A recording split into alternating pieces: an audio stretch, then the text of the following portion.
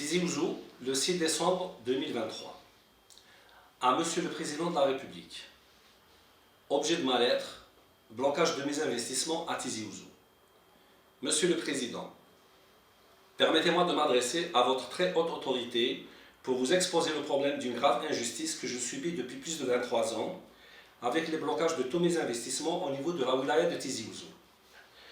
Avant tout, je voudrais vous présenter mon établissement hospitalier privé.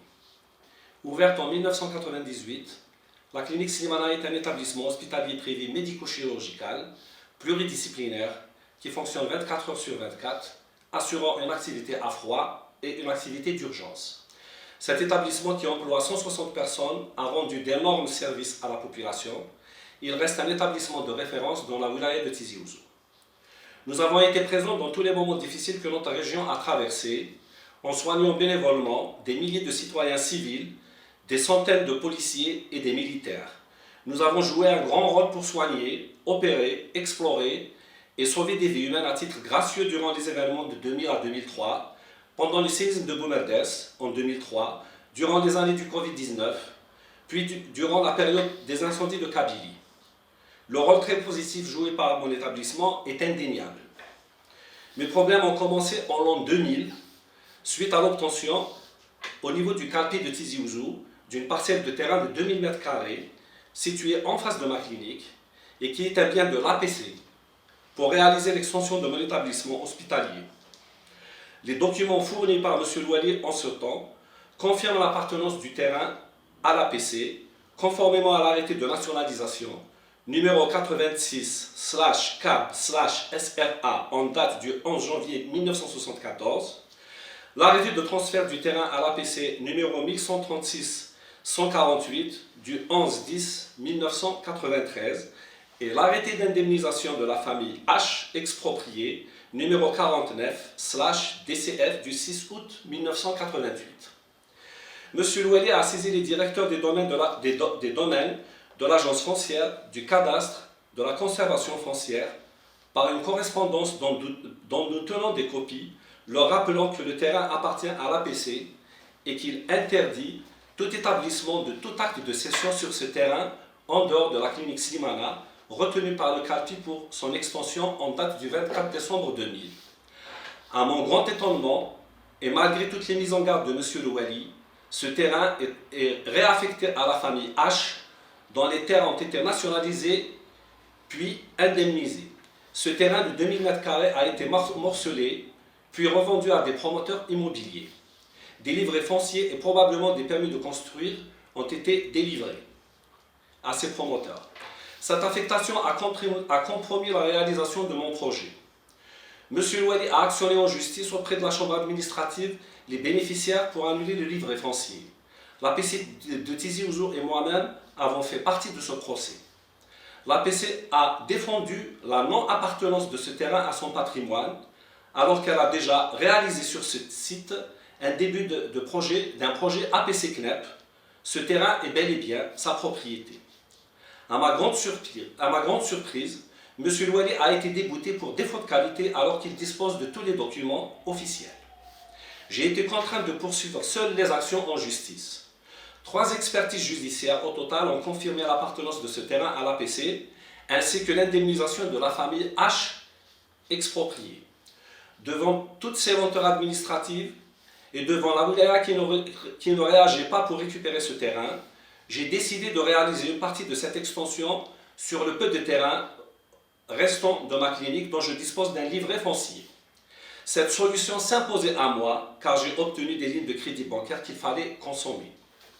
Un dossier de permis de construire d'extension de la clinique a été déposé en date du 30 juillet 2019 au niveau de l'APC de Tizi Ouzou, conformément aux normes de l'urbanisme. Un deuxième blocage apparaît à ce moment. Les services de l'urbanisme de l'APC et le président de l'APC ont bloqué illégalement ma demande de permis de construire pendant 1 an et demi, sans fournir aucun justificatif ni un rejet officiel.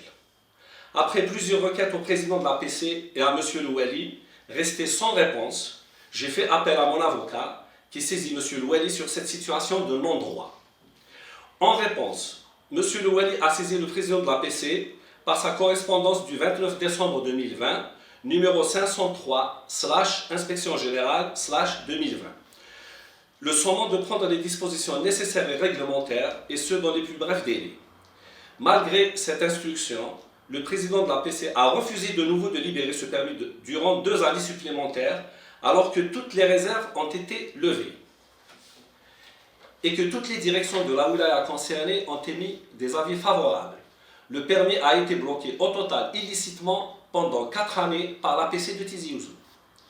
Conformément à vos instructions, Monsieur le Président, nous nous sommes adressés au délégué local du médiateur de la République avec le dossier des 2000 m² de terrain qui a été bloqué.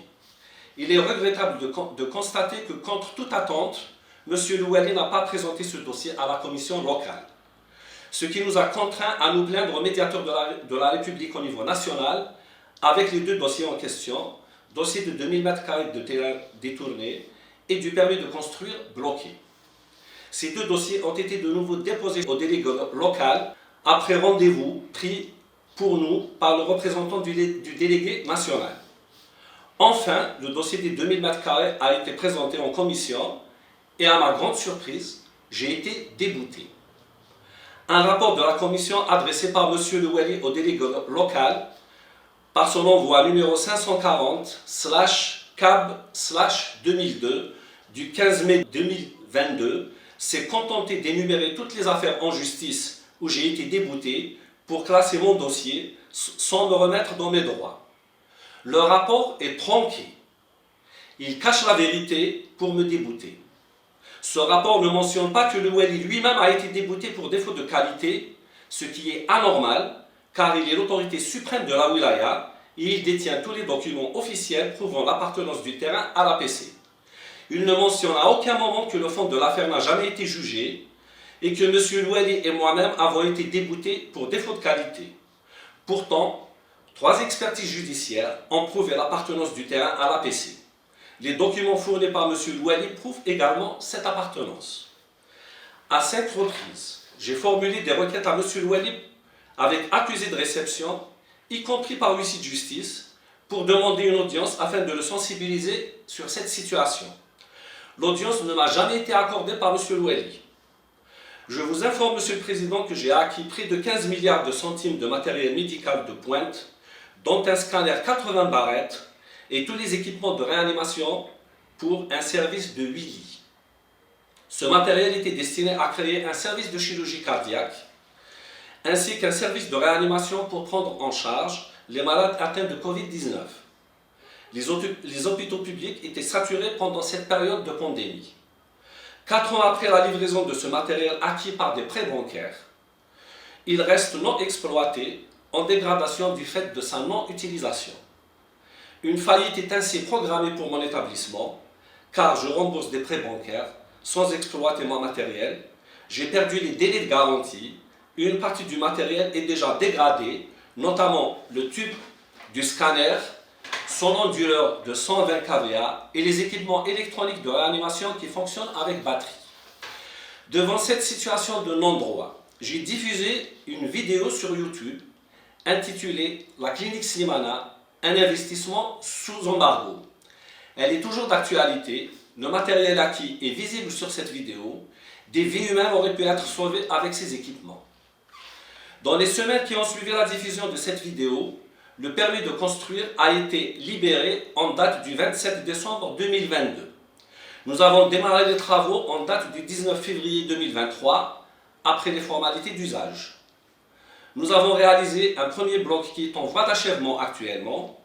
Au moment de démarrer les travaux du deuxième bloc, un troisième blocage est survenu. Depuis 1 mois et demi, mes travaux sont à l'arrêt. Ayant voulu démolir un mur de clôture qui appartient à ma clinique, nécessaire pour cette extension, un sénateur, M. RN, a mobilisé une partie de l'administration locale pour arrêter les travaux de façon complètement illégale. Un policier s'est présenté à la clinique pour arrêter les travaux sans être muni d'un mandat du procureur ni accompagné par les services de l'urbanisme. Ces derniers ont été également mobilisés et ont agi par téléphone, sans se déplacer, sans aucun document officiel, m'ordonnant l'arrêt des travaux que j'ai entamés depuis 10 mois sur la base du permis de construire qui a été libéré après 4 ans de blocage. Ce fonctionnaire de l'APC me demande de déposer une demande de permis de démolition de la clôture, chose qui a été faite 3 jours après. Une commission technique de l'administration de l'APC, accompagnée par un vice-président, M. AR, a été organisée en date du 14 novembre 2023 pour inspecter mon chantier sur intervention du même sénateur qui était présent sur les lieux en face de ma clinique avec quelques voisins mobilisés à cet effet au moment de cette visite pour laquelle je n'ai jamais été informé alors que je suis le principal intéressé. Après avoir invité cette commission à rentrer, j'ai été surpris par l'envahissement de ma clinique par ces voisins qui ont perturbé mes urgences et la consultation de radiologie. Je me suis insurgé contre cet envahissement en déclarant que c'est un lieu privé. La police a procédé à leur refoulement. Le vice-président de l'APC a déclaré que le chantier est un lieu public et qu'il autorise, de son propre chef, l'accès à des représentants de ses citoyens. Le sénateur RM et d'autres personnes ont alors pénétré contre ma volonté dans l'enceinte de mon établissement, puis dans le chantier.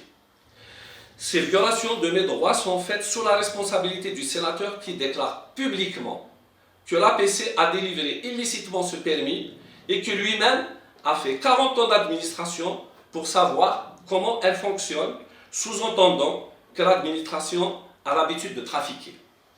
Le président adjoint de l'APC a réagi à cette accusation.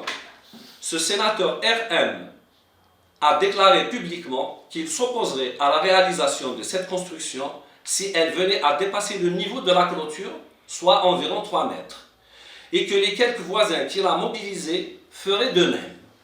J'invite les autorités locales, à leur tête M. Loueli, à prendre en considération cette menace, car dans le passé, un groupuscule de personnes de cet immeuble, après avoir proféré des menaces, est passé à l'action en envahissant mon chantier de construction d'un poste de transformation électrique de la clinique de 630 kVA, détruisant les travaux du poste, les matériaux de construction et agressant physiquement mon personnel.